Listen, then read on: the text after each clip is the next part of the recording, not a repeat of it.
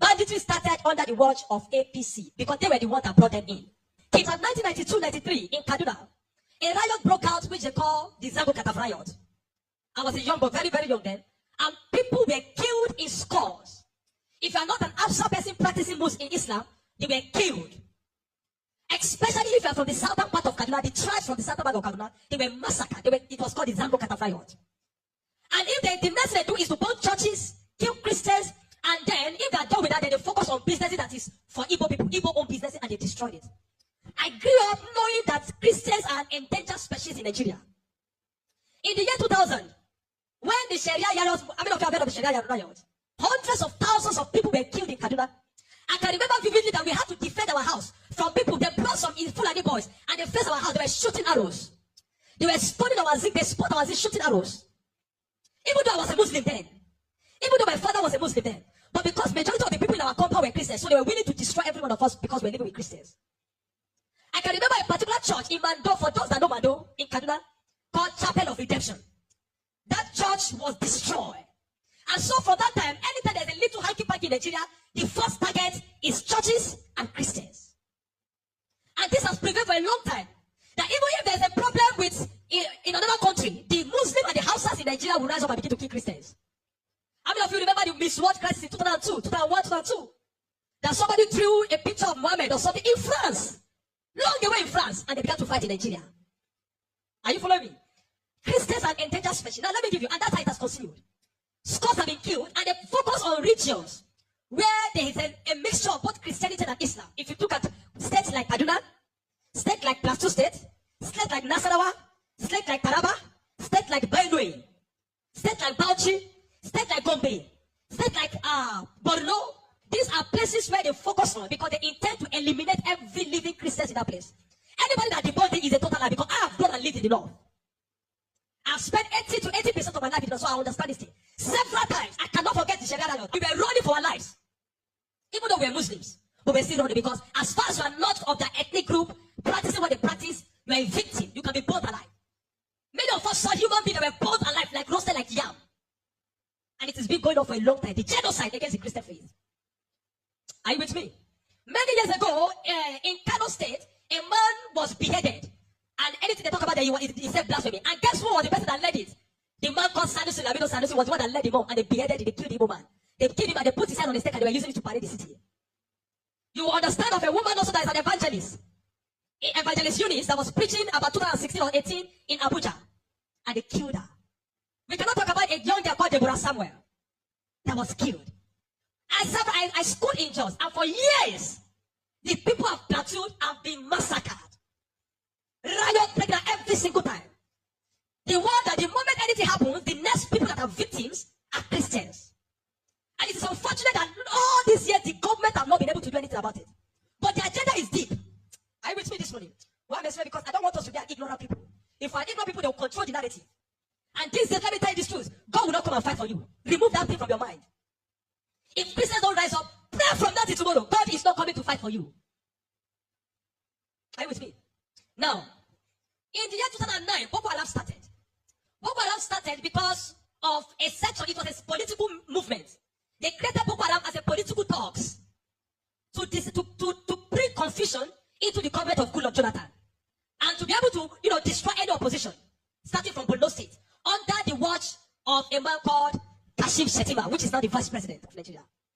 Kashim Shettima and the other man, Ali Mohammed Sharif.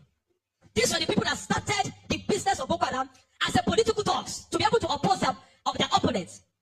But after a time, the ideology grew and they began to destroy. Now, it became a problem and they began to use it to destroy bombing here and there. In 2009, 2010. As of 2010, a man led a meeting in Jos. Are you with me? He led a meeting that they were going to annihilate Christians within the locality of Plateau, Plateau, Bauchi, Kaduna, and Nasarawa. And he said they are going to perform jihad.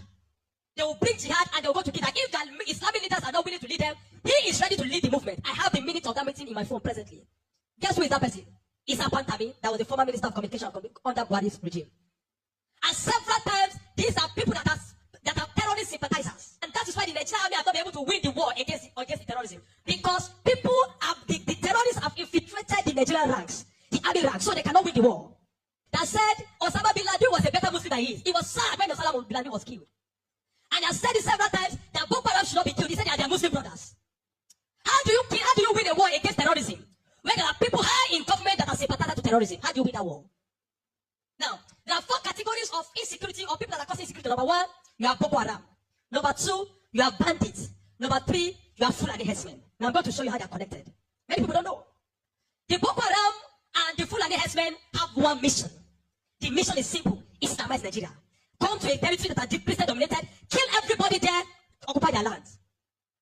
Go to Benue, look for a community, kill them there, occupy their land. That's always me. Boko Haram and the Fulani herdsmen. And you notice the Fulani herdsmen they don't kidnap, they kill. There's hardly a place you hear that Fulani herdsmen capture. That they say these are Fulani herdsmen. No, when they go, they kill. How do they kill? They kill with guns. You must now ask yourself, how does a Fulani man get AK-47? Do you know the cost of one AK-47? One AK-47 is over $1,000 something. Where will a Fulani man be able to get one AK-47?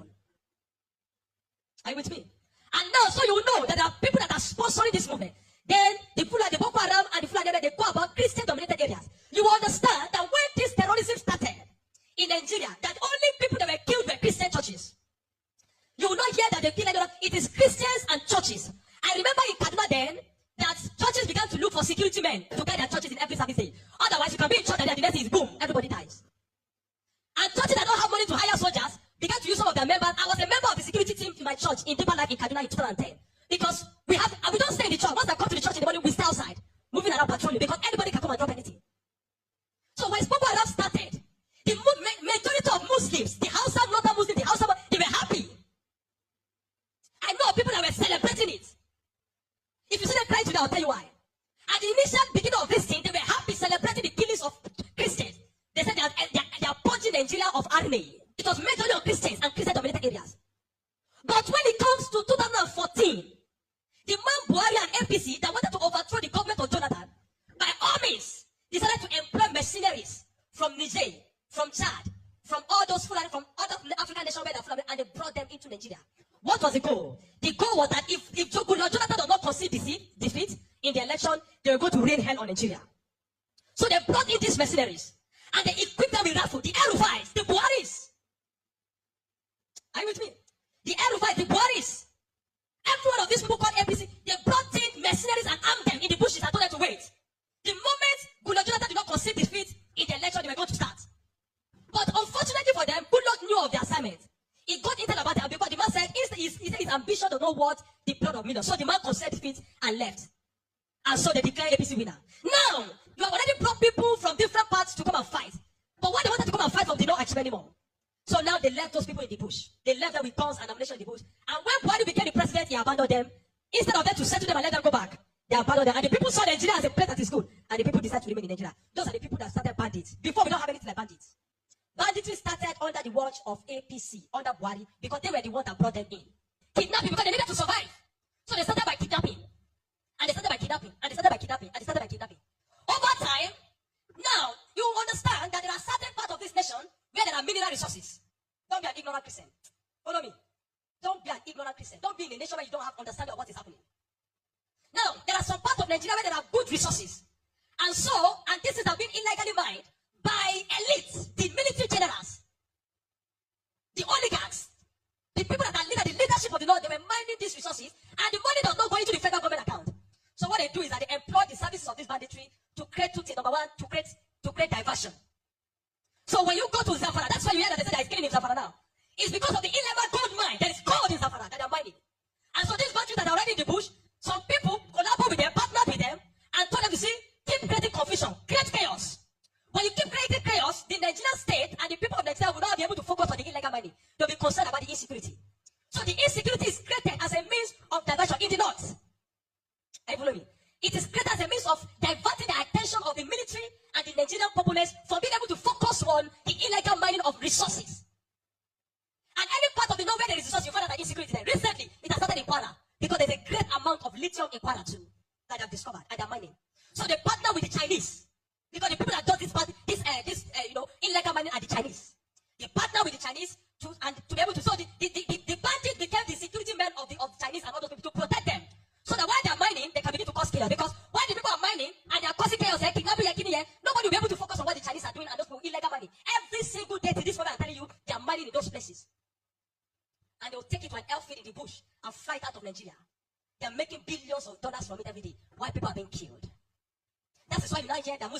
killing Muslims too. What you have, it is what Buhari created. The APC-led administration created, the banditry they created, is what is affecting the North now. Because the people they brought to come and kill Nigeria in 2015 did not succeed because good Lord relinquished power to them. And now the people have become thugs, they have become tools to be used in the hand of men that are using them to secure their illegal gold mines. And that's why you kill them. That's why you hear that they say they are killing Muslims. Now, the Christian persecution and genocide has been there. So you find that the other part, the Muslim and the Fulani keep going around killing in all those parts, and the Christians and the churches have been silent for too long. This evil has prevailed in Nigeria because the righteous men have been too quiet. If we're ever going to win against insecurity in Nigeria, Nigeria must put two things Nigeria must do. Number one, Nigeria, Sharia law must be completely abolished in Nigeria. Because Nigeria is not an Islamic state. Why will Nigerians or part of Nigeria be practicing Sharia? The law guided them in constitutional law that believe that if somebody deserves to die because he speaks against his God. Can an houseman insult Jesus and I kill him for insulting Jesus? But somebody believe when you speak against Muhammad, you deserve to die. How do you live in a country with somebody that has that kind of mentality? The military have become complicit. They are compromised. Nigerian military cannot win this war. 20 years from today, I'm telling you, 20 years from today, this thing of insecurity will not end because there are people that are enjoying it, benefiting from it, and reaping from it. If Nigeria want to win this war, partner with America. Let them come and eliminate them. I'm not sure I've seen that in Kano yesterday. Some people were protesting that they don't want America to come. Because they believe what they have been told is that America is coming to kill Muslims. And the man said he wants to come and kill terrorists. But they are protesting. Anybody that is negotiating, people like Ahmed Gumi, Sheikh Gumi should be locked away. A terrorist sympathizer is a terrorist. A man that believes that you are not supposed to kill a terrorist is himself a terrorist. A man that believes that we should go and negotiate. How do you go and negotiate with terrorists? Because you see, terrorists are not just criminals. They are working with the wrong ideology. A man that believes that killing is, he has nothing to lose. How do you negotiate with a man that believes that killing himself is going to meet their God in heaven to collect 72 virgins? How do you negotiate with such a person? A man like Sheikh Gumi should be locked away. A man like Ali Muhammad Buhari should be arrested. You want to win against terrorism, you must go brutal. No nation win against terrorism by pampering them. The custom is taking rice, seizing rice from Nigeria and taking it to terrorists in the bush that they need to take care of them because they are human beings. No. The moment you become a terrorist, you see that taking the life of your fellow human being is nothing, is to please a God, then you don't deserve to live. Children of God, I'm not going to ask you to pray because this is not a period of prayer. This is a period of action. Reverend Dr. Ezekiel from Jos, the man I've been speaking, I've paid attention. Not for once have they invited the man for interview because they don't want to give the man any airtime. But you see, any little thing they'll call Gumi and give him microphone. Gumi, they're inviting Gumi up and down. The media is complicit. The Nigerian military are complicit. You can't win war with this Nigerian army, not because they don't have the capacity, but because they're compromised. Buhari created banditry. The people like Gumi and the rest of them, they're the people that facilitated the idea of Boko Haram. And today, some of them are your leaders in government. Some of them, most of them are moving free. Not one have been arrested. Kabiru Sokoto that bombed Nyanyan in 2011. When they rearrested him, guess where they caught him? In the house of Shetima in Abuja. What is he doing in the house of Shetima if Shetima doesn't know him? But today, Shetima is your vice president. How do you win a war where terrorists are ruling you? Where terrorist sympathizers are moving around? This is not a period to say we are praying. No! This is a period of wisdom. This is a period of action. Churches in the south have no idea. They sit in their country churches with employ them. They don't know what it means to be in the north. They don't know what it means to be running for your life. That every Sunday in the church in Kaduna, when they say that everybody's praying with one eye open. Because you don't know God might go up at any time in the church. The Nigerian church must rise up. There's an agenda. And if you read the minute of that meeting in 2010 led by Isa Batami, you will not believe it. I have a recording of his messages. Where some people said, why will they be killing their people?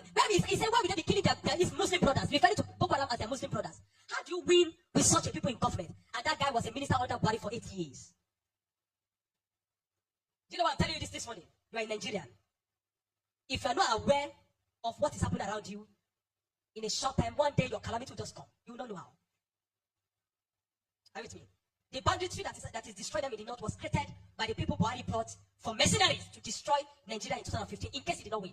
Unfortunately, he won, and those people were left without fight. And they began to use the weapons that they provided for. These guys have sophisticated weapons. They move logistics, move money in dollars. Where do you think they're getting it from? You think it's from the sale of cow? No.